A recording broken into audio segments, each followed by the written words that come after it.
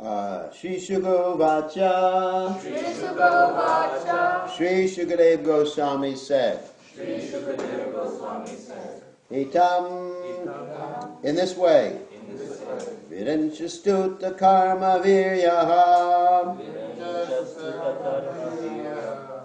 The personality of Godhead, whose activities and prowess are always praised by Lord Brahma. Pradurva Bhuva became manifested. Amrita Bhuhu, whose appearance is always deathless. Adityam, from the womb of Aditi. Chaturbhujaha, having 4 arms. Shankha Gada Abja Chakraha, decorated with conch shell, club, lotus, and disc. Vishangavasaha, dressed in yellow garments. Nalina Ayata Ikshanaha, having blooming eyes, like the petals of a lotus. The translation, Shukadev Goswami said, after Lord Brahma had thus spoken, glorifying the Supreme Lord's activities and prowess, the Supreme Personality of Godhead, who was never subject to death like an ordinary living being, appeared from the womb of Aditi. His 4 hands were decorated with a conch shell, club, lotus, and disc. He was dressed in yellow garments, and his eyes appeared like the petals of a blooming lotus. So, purport by His Divine Grace, A.C. Bhaktivedanta Swami, Srila Prabhupada Ki Jai. The word Amrita Bhuhu is significant in this verse. The Lord sometimes appears like an ordinary child taking birth, but this does not mean that he is subject to birth, death, or old age. One must be very intelligent to understand the appearance and activities of the Supreme Lord in his incarnations. This is confirmed in Bhagavad Gita in the 4th chapter, text 9. Janma karma chame divyam evam yo veti tatvataha. One should try to understand that the Lord's appearance and disappearance and his activities are all divyam, or transcendental. The Lord has nothing to do with material activities. One who understands the appearance, disappearance, and activities of the Lord is immediately liberated. After giving up his body, he never again has to accept a material body, but is transferred to the spiritual world, Chaktva Deham Punarjanma Naiti Mam Eti Sorjuna. So, Sri Shukavacha, Itam Vidanchastuta Karma Virya, Pradurva Bhuvamrita Bhuradityam, Chaturbhuja Shankha Gadabja Chakra, Vishangavasa Nalinaya Tekshanaha, Somagana Timidanda Shah, Yananjana Shalakya Chakshuru Meditam Yanatas Mai Shivave Namaha. So this is the story of Lord Vamanadev. And Lord Vamanadev, who's Lord Vamanadev? His incarnation. I know, but what does he do? What does he look like? What does he look like? Yeah, Brahmin. Yeah. And what does he look like? What? A human form, and what else? In order to No, but what does he look like? That's all I'm asking about right now. He's what? tall. No. He's short. He's short. Well, that's the opposite of tall. He's short. He's a dwarf Brahmin. Okay. So let's tell a little bit about the story before he appeared. Okay? So once upon a time, Prahlad Maharaj had a grandson. And his grandson's name was? What? Huh? Bali. Bali. Bali means what? Strength. Strong. So he was very strong, and Bali was the head of all the demons because his grandfather, Prahlad Maharaj, had taken charge of the demons. Did you know that? And for those few years, the demons were nice guys because Prahlad Maharaj was in charge of the demons. All right, so Bali, what he wanted to do, like all the demons, they wanted to take over the heavenly planets. Because the heavenly planets are very amazing. You never get old, you never get sick,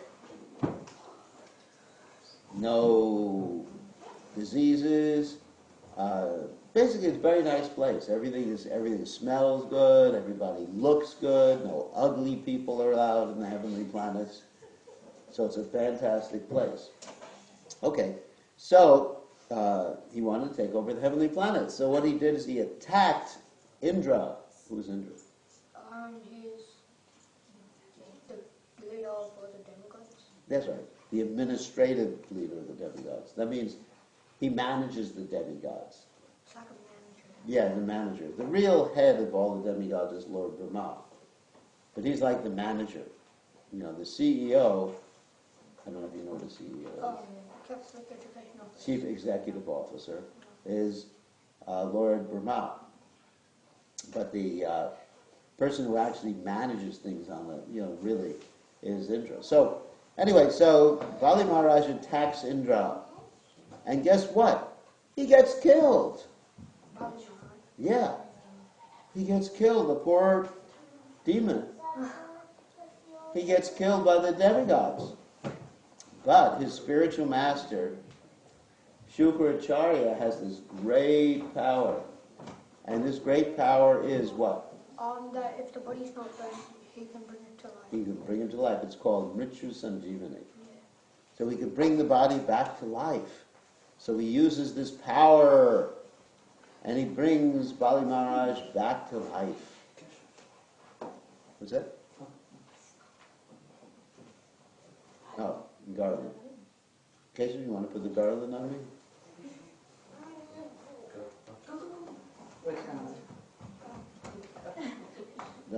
This is like a Hindi movie. The enthronement of King Rama. So anyway, so he brings Bali Maharaj back to life. And Bali Maharaj then begins to worship his guru because he understands the power comes from what? One's guru. In the past, Indra made a mistake of not properly respecting his guru, Brahaspati, and Indra sort of lost battles because of that. And there's a whole other story in the Bhagavatam about that. So he became very powerful because he worshipped his guru. And then he attacked the heavenly planets and defeated Indra and kicked Indra out of the heavenly planets. And he took over the heavenly planets. Then, guess what happened? Indra, of course, was pretty upset. But who was more upset than Indra? His mother. Because the mother loves the child more than anyone else, even more than the father. Did you know that? You can tell your father that. Even Mother Yashoda loves Krishna more than Nanda Maharaj loves Krishna. So the mother's love is the highest thing in this world. What do you think about that?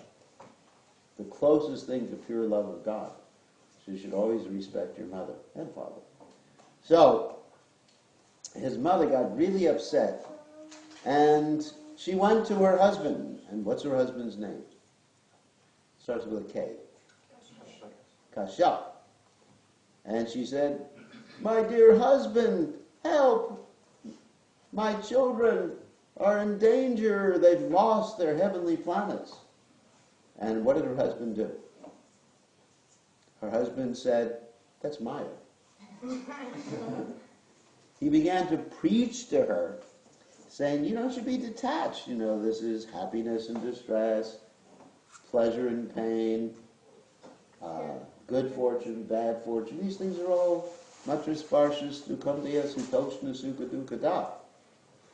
Agama paino nachas kamsatiksha shabarte. You have to learn to what? Tolerate happiness, distress, pleasure, and pain, everything. Good weather, bad weather, heat and cold. You have to learn to tolerate these things. And that way you'll be peaceful. But Aditi, the mother of the demigods, she said, you know, you got good advice here, but I can't accept it. Because I love my children. I want my children to take back their kingdom. And so Kashyapa said, all right, I guess you're in Maya. He said, you're so attached. So I'll give you this nice program. It's called Payo Rata. Does anyone know what Payo Rata means? What is it? I don't know the exact translation, but it's this vow that if you perform it, you very quickly achieve the Yeah, blessing. but Payo Rata means like just to subsist on milk, basically, for 12 days. There's different Payo Ratas. He said if you do this for 12 days, then you will get the power to get your son, Indra, back to the heavenly planets. So she did this for 12 days, Om, Krishnaya, whatever she did, all the different mantras. And then, as a result of that, who was born? Lord Vamanadev, the dwarf Brahma. And Lord Vamanadev, as described here, first appeared with 4 arms and all the opulence of Lord Vishnu, and later on he manifested himself with 2 arms, in the same way that Krishna appeared before who? Vasudeva and Devaki with 4 arms, and later manifested himself with 2 arms. So he appeared in that way in order to fulfill the desire of his mother. So his mother actually caused him to incarnate. It's interesting, isn't it? Because she had so much devotion for her other son that she caused the Supreme Personality of Godhead to manifest himself. This is a very wonderful story. So it was predicted by Brahaspati when he was advising the demigods that they would need an incarnation of God to defeat Bali Maharaj. The reason they would need an incarnation of God to defeat Bali Maharaj is because Bali Maharaj had gotten the blessings of his spiritual master. And also was predicted by Brahaspati that the only thing that could nullify we're off line now. The only thing that could nullify the blessings that he got from his spiritual master is if he offended his spiritual master. This is quite an interesting story. Just like we chant every morning, what is it? Yasha prasada bhagavat prasado yasha prasadana gati katoti. By the mercy of the spiritual master, one gets the mercy of Krishna. And without the mercy of the spiritual master, you don't get the mercy of Krishna. Every day we're chanting that. That's a secret in advancing in devotional service. Most of us, we think we have some mechanistic method of advancing in devotional service. In other words, if I follow everything externally, strictly, if I do this puja or that puja, then Krishna will be pleased. But Krishna is pleased when his devotee is pleased. Just like the story, sometimes the question is raised, how can we please Krishna when we're conditioned souls? How can we contact Krishna? Well, we're contacting Krishna and pleasing Krishna through Krishna's representative, the spiritual master. So that's the secret. So we don't have to be so complex in advancing in the spiritual life. We just have to please Srila Prabhupada and our spiritual master. And so what pleases Srila Prabhupada and our spiritual master? Read his books. Yeah. Preaching. Chanting. No, first of all, there's 2 things. You've got to have a foundation in Krishna consciousness, which means good sadhana. You know what sadhana is? No? Anyone know what sadhana is? Practice. You got to have a good practice. Just like if you're doing anything in this world, like playing a piano, musical instruments, or swimming, you know how to swim? So in order to swim nicely, you got to practice. So you have to have some good practice. That's the foundation. And then after that, you have to spread Krishna consciousness. Prabhupada actually mentioned this many, many times. And of course, Krishna mentions it in the Gita, that there will never be anyone more dear to me than he who explains or teaches this Bhagavad Gita, or Krishna consciousness. So then we get Krishna's mercy. And then we can do anything, just like Srila Prabhupada was able to do amazing things. How? Krishna's mercy. Yeah, but how? What? He followed the orders of his guru. He followed the orders of his guru. His guru said, first thing he met his guru was Bhaktisiddhanta Saraswati Thakur. His guru said, preach in the Western world. He said, well, preach in English. That meant the Western world, obviously. Preach in the Western world. And Prabhupada said, you know, who will take us seriously as long as India is a captive nation? And then Bhaktisiddhanta Saraswati Thakur defeated that particular point that Srila Prabhupada made. And Prabhupada accepted that order of the spiritual master from that very day. And he meditated on the order of his spiritual master. From that very day, he tried to fulfill the order of his spiritual master, first of all, by doing business. Even Prabhupada's business was a manifestation of his desire to please Bhaktisiddhanta Saraswati Thakur. It wasn't Maya. And then finally, when Prabhupada's business was taken away, then Prabhupada went directly to the Western world. But because he had the order of the spiritual master, success was assured. It says the success potency is actually within the order of the spiritual master. Material success, spiritual success, within the order. It's amazing. And so Prabhupada was able to do something that was simply amazing because he had that order. In the same way, Bali Maharaj was able to do something simply amazing, and nobody could stop him unless he offended his spiritual master. So this whole pastime of Lord Vishnu appearing as Vamanadev was to arrange for Bali Maharaj to lose his power by offending his guru. It's an interesting story, isn't it? I mean, it's an interesting understanding of the story. So what happened, of course, at the end of the story, is the way he offended his guru, is that Vamanadev appeared to Bali Maharaj while he was performing a sacrifice, and Vamanadev asked for what? He asked for a lot of money? What did Lord Vamanadev ask for? 3 steps of land. Bali Maharaj said, this is not very intelligent. If you're intelligent, I can give you anything. I can give you a village, I can give you a wife, I can give you gold, I can give you everything, because I own everything. He did. And then Lord Vamanadev said, if one was actually intelligent, one can understand that if you're not satisfied with 3 steps of land, you'll never be satisfied with the whole world. Because that's actually a devotee. Devotee has to cultivate this consciousness of tushti, satisfaction. That whatever Krishna has sent, I'm satisfied with. I don't need more and more. Because the demons are thinking what? So much wealth is mine, so much more will I get tomorrow. He's my enemy, I have conquered him. So we're always thinking, I want more, more, more. Like this nice village at Govardhan called what? Anyor, Anyor. And Krishna was also saying, more, more, more. I want more, more, more. Eventually, he was only satisfied with what? A tulsi leaf. So, anyway, so Lord Vamanadev presented that to Bali Maharaj. And Bali Maharaj said, okay, I'm going to give you 3 steps of land.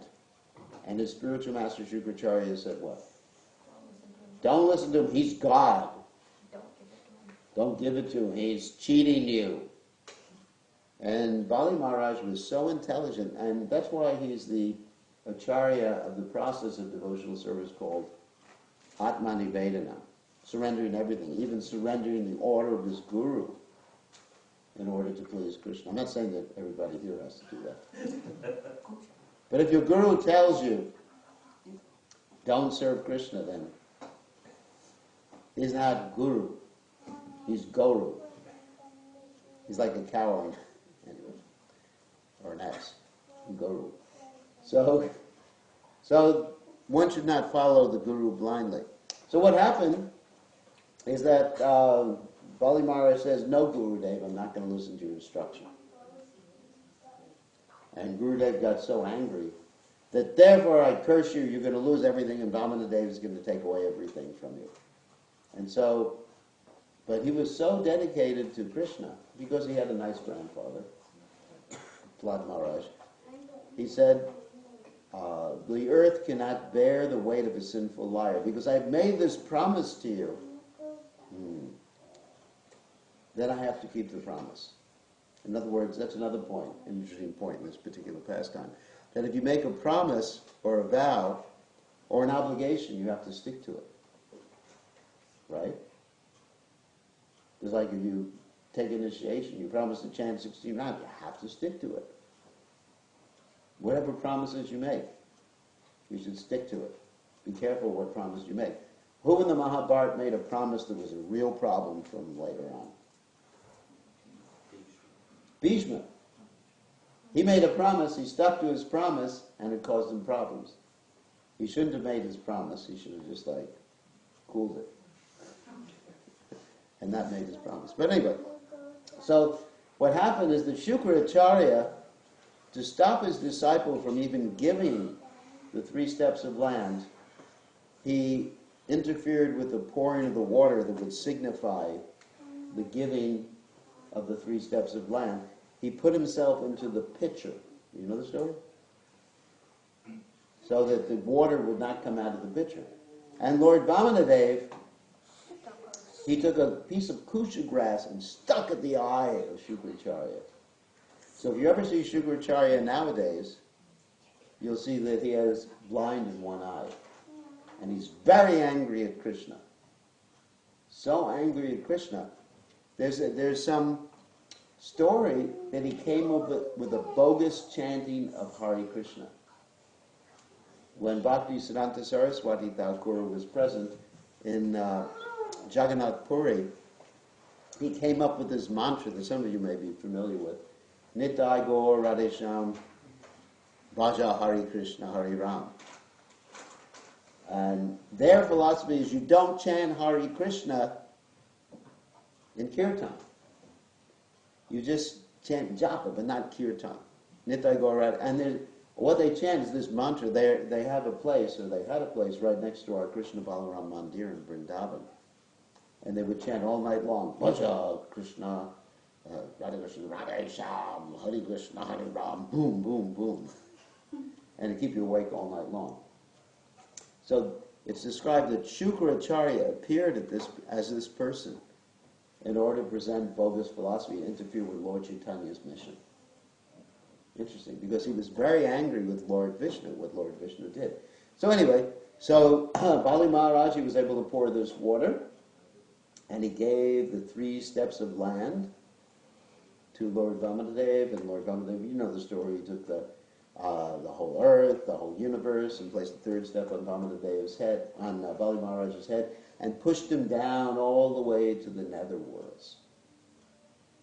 And in this way, Bali Maharaj showed himself to be a complete, pure devotee of the Supreme Personality of Godhead and achieved perfection. But he lost everything because he disobeyed the order of his spiritual master. But he lost everything material. But Krishna was his grandfather, Prahlad Maharaj, was ultimately his spiritual master, and Krishna was ultimately his spiritual master in that case. So what we can learn from this is, first of all, we should pick a spiritual master who doesn't have any material motives. Because Shukracharya is known as the Acharya of the seminal succession. That means simply the bodily succession. And also he had many material motives. His motive actually was to get even with the demigods, because he had been denied the priesthood of the demigods. Brahaspati won.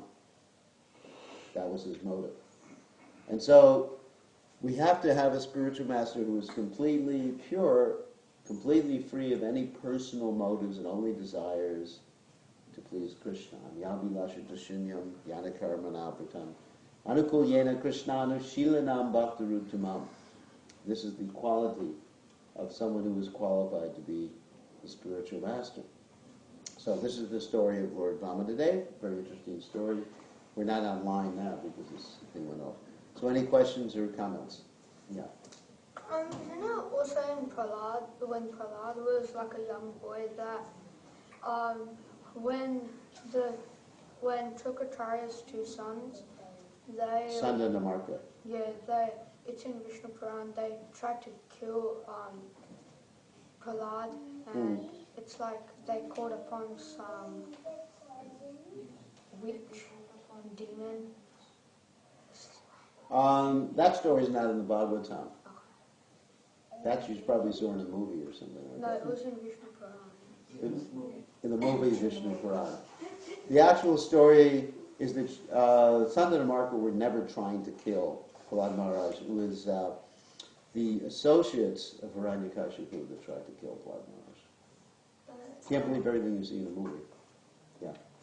I think someone told me that they set loose an elephant on Prahlad Maharaj. No, the father sent loose an elephant. Father sent loose an elephant. Hiranyakashipu had an elephant that attempted to trample Prahlad Maharaj. He put him in a pit of vipers or snakes. He had his mother give him poison. So many things. They were going, but Sanda and Amartya weren't directly involved in the killing process. That's in the movie, the Vishnu Puran. And the Bhagavatam doesn't describe that, nor do any of the acharyas describe that. We accept what comes down in disciplic succession through the acharyas. All right, so any other questions? Yeah.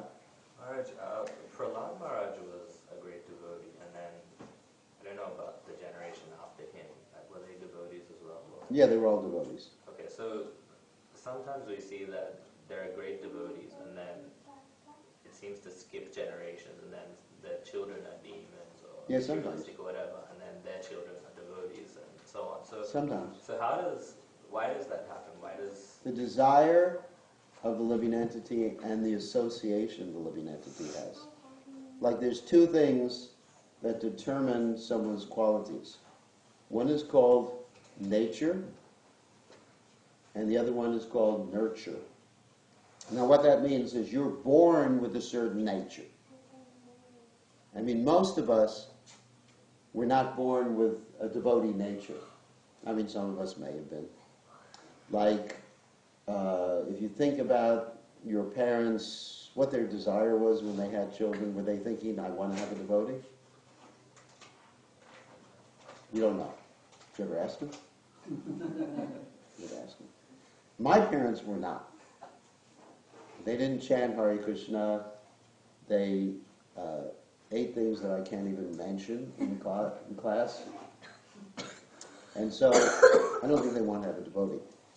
However, by Prabhupada's association, when I came in contact hearing Prabhupada chanting Hare Krishna on the radio for the first time, I heard Prabhupada, and associating with the devotees, taking prasadam and everything like that, then by that association I became whatever I am today, by Prabhupada's mercy. So, on the other hand, you have stories of people who were born in devotee families, like that story I tell quite often, of Bhaumasura. Remember the story of Bhaumasura I told? Who was Krishna's son. Actually, I was just telling you that. Krishna's son by the earth, when he appeared as Lord Vamadev, that he was a good boy, but by that association, he became a demon. And then also you have the story of Vidvita Gorilla. Vidvita Gorilla and his brother Minda were the sons of who? Does anyone remember the story? They were two brothers. They were the sons of the Ashvini Kumaras. It's Bali's Ashvini, well, I'll get to that story. I know that story.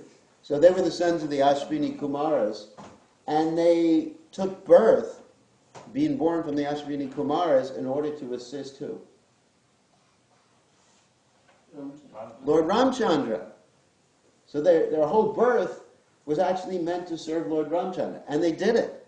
if you read the Ramayana, they did so much night service in the service of the Lord Ramchandra when Lord Ramchandra was retrieving Sita Devi. However, by bad association, they became demons. So they had good births, good association in the beginning, acted as devotees, but then took up some bad association because they went to the bar or something like that. Got drunk, whatever. And, as you say, pub? You use the word pub here? Pub. Well, pub, that's a UK expression. They went to the pub and had bad association. And as a result of that, Dvidveda Gorilla became so demoniac that he was doing obscene gestures in front of women and other things. It's described he would show different parts of his body, to lady, he'd just make obscene gestures. You know what that obscene gestures mean? No. These bad moves. Bad things. Anyway, I want to explain what that means. Just like when I was, I don't know if they still have this term now, but they have people who do things called streaking. Yes. The same term they use, yeah. So Dvidveda Gorilla was doing that. He walking around without his clothes. Now gorillas usually don't have to have clothes, but if you're the son of the demigods, you should have clothes. So anyway, and then he was kidnapping women. And in fact, when Balaram was dancing his rasa dance on the top of the Raivata mountains, then Dvidveda Gorilla tried to kidnap the girls. And he's making obscene gestures and making, what noise did he say? How did he say? What did he say? Anyone remember Krishna book? He said, Kila, Kila. You don't remember that? Nobody here's read Krishna book? Kila, Kila. And so that's almost like the sound of a banana, banana. Kela. Right? Kira. Like in Hindi, Kela. Kela, Kela. Banana, banana. Anyway, so he was making all these sounds, and then Balaram killed him, right? Because he became a demon. And minded the same thing happened. So there's so many examples of people who were born as devotees, became demons, or born as devotees, acted as devotees, then became demons. And there's stories of people who were born as demons and then became devotees. Like you have that story of Magrari the hunter. Magrari the hunter was so demoniac that not only was he hunting animals, but what was he doing? He half killed them. He half killed them. They were in the trap and he was enjoying. And when Narada Muni came, Narada Muni said, why don't you kill them fully? He said, well, this is what I was taught by my father. Nice father. And then Narada Muni showed him how demoniac that was and what sort of reaction he was going to get. Showed him a movie. Get those, that's not a movie, he showed virtual reality. Like they have these virtual reality glasses now. You know about that? They do. Yeah, VR. So he actually saw a whole virtual reality of the animals killing him in his next life. And then he said, I want to be a devotee then, I'm scared. So Narada Muni said, chant Hare Krishna, shave your hair. Because he had a lot of hair. He was full of hair all over his body because he was a hunter. Shave your hair and sit down and chant Hare Krishna. And Magrari said, who's going to send me food? And Narada Muni said, of course they send it to you, don't worry. So there's a story by good association how a demon became a devotee. Also the story with Haridas Thakur. How did Haridas Thakur make a demon a devotee? What? He was born as a Muslim. Yeah. Then, But he was always a devotee. But how did he he converted a demon into a devotee? The prostitute. So the prostitute comes to him to try to make him fall down because this demon Ramchandra Khan wanted to make him fall down. This demon paid for the prostitute. And so after 3 days, she became a great devotee, right? Yeah. By his association. So everything is based on association. Whoever you associate with, whatever type of music you listen to, whatever type of food. If you eat food cooked by non-devotee, guess what happens, Casey? You comment on it? Yeah.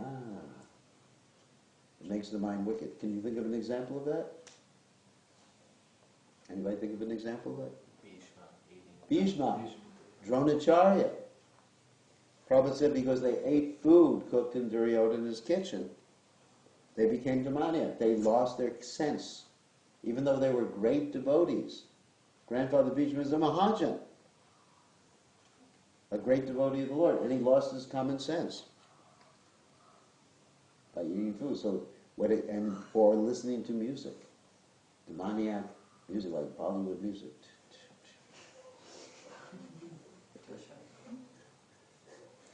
What do you think? Because sound vibration goes right from the ear to the heart.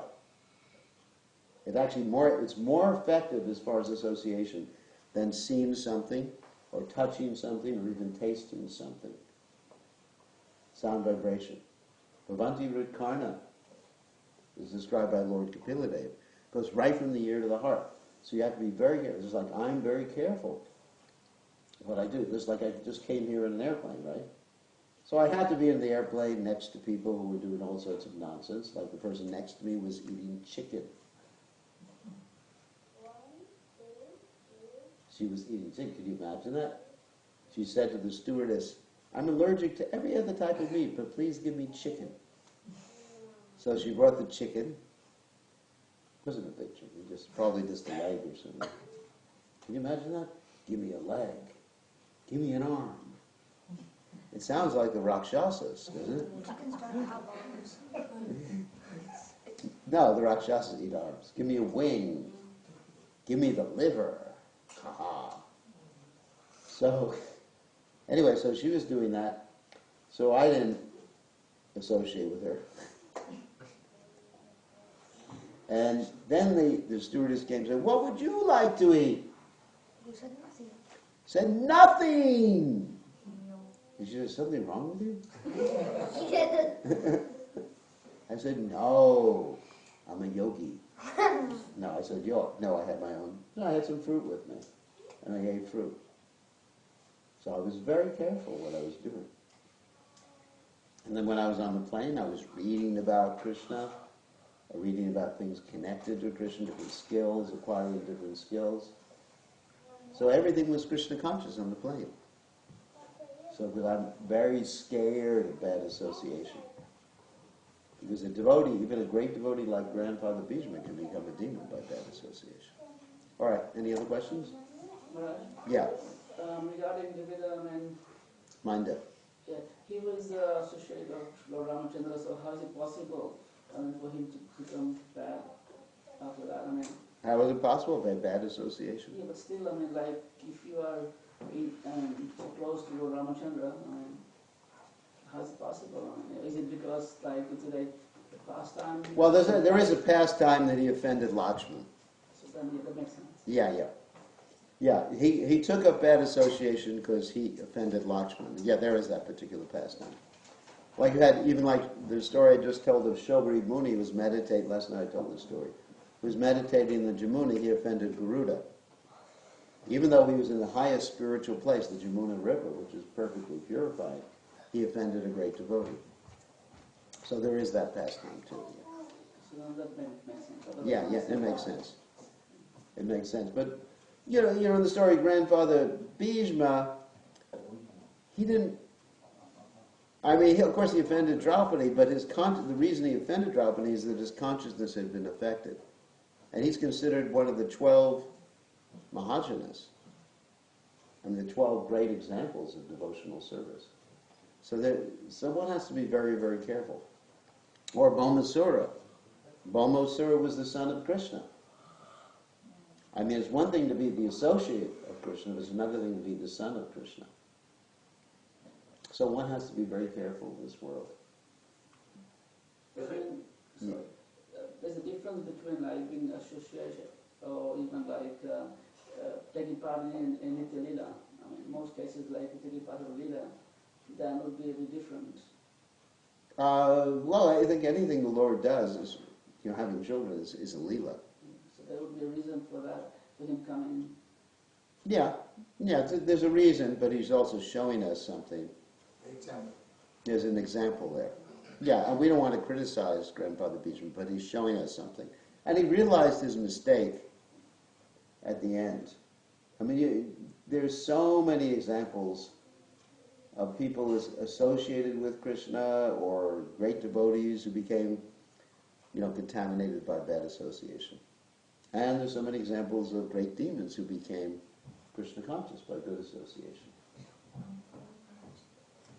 Prahlad Maharaj, of course, Prahlad Maharaj was already a devotee. He was already a devotee.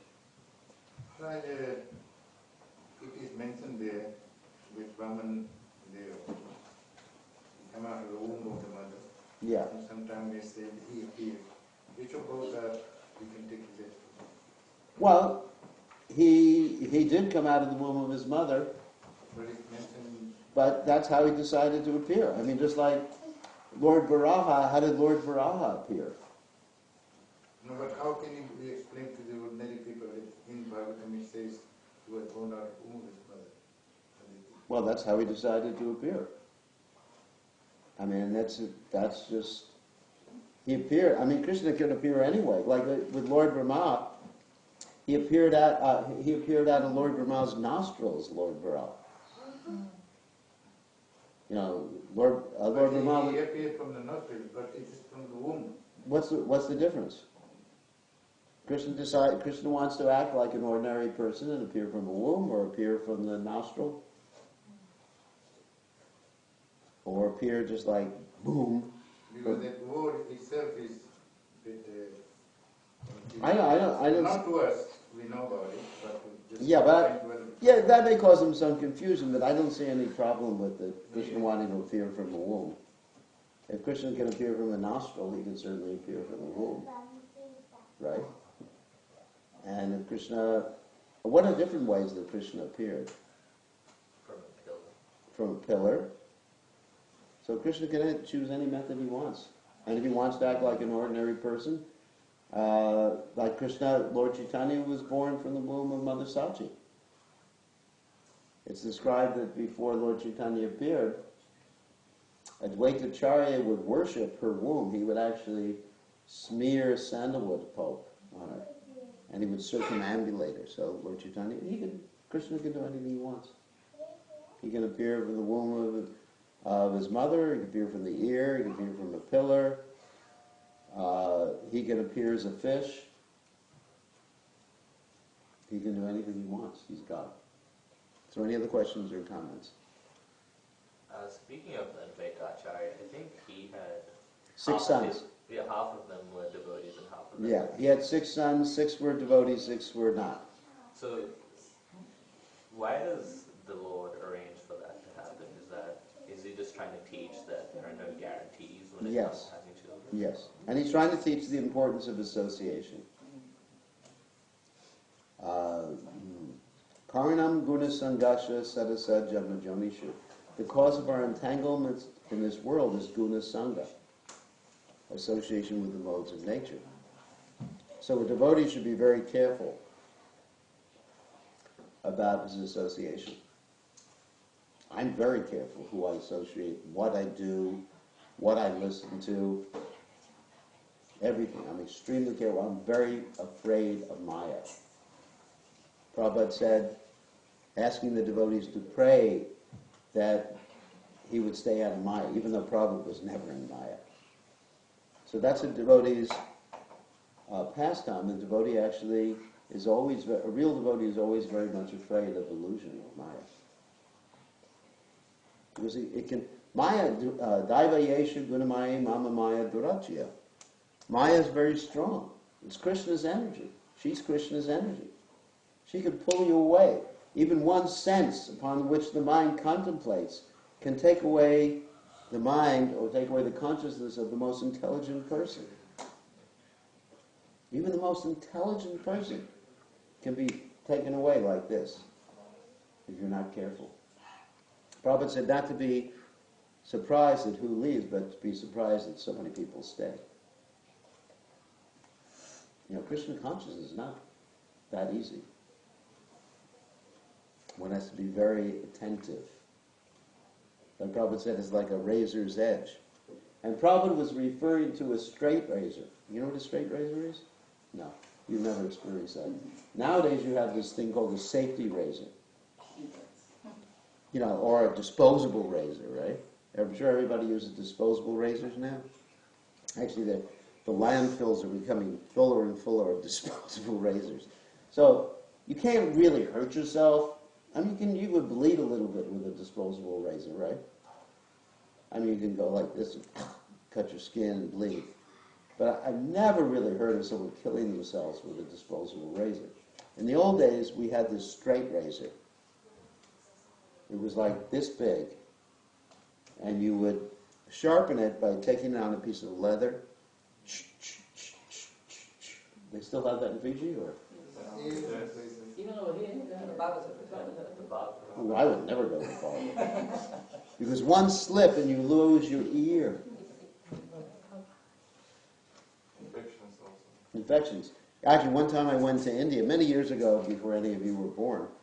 I was in India, and I had a barber use a straight razor. I came back from India and I had pustules all over my face from the straight razor. And I said, I'm never going to let anyone shave me in India from now on. So it's very dangerous. Anyway, so if you have this straight razor, it's extremely sharp, and you can cut someone's artery and kill them like this. So Prabhupada said devotional service is like a razor's edge. You have to be very careful, because if you're not careful, by a little bad association, you can actually lose everything. Or by good association, sadhu sangha, sarva shastra koi, lavamatra sadhu sangha, sarva siddhi hoy. You can get perfect by good association. I mean, I was just minding my business being a good demon, and then I heard Prabhupada chanting.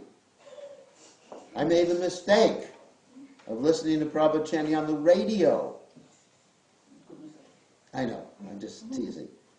I was listening on the radio thinking, I guess I was listening to some Beatles songs or Peter, Paul, and Mary. I don't know if you know who they are. Anyway, so they're not Beatles. But no, actually the doctor understands what I'm talking about. And I was listening to Govardhan playing his guitar, as a rock and roll, when he had a big mustache and everything like that. Yeah. So I was listening to mundane music, and all of a sudden, Hare Krishna, Hare Krishna, no, Prabhupada chanting. And I said, what's this?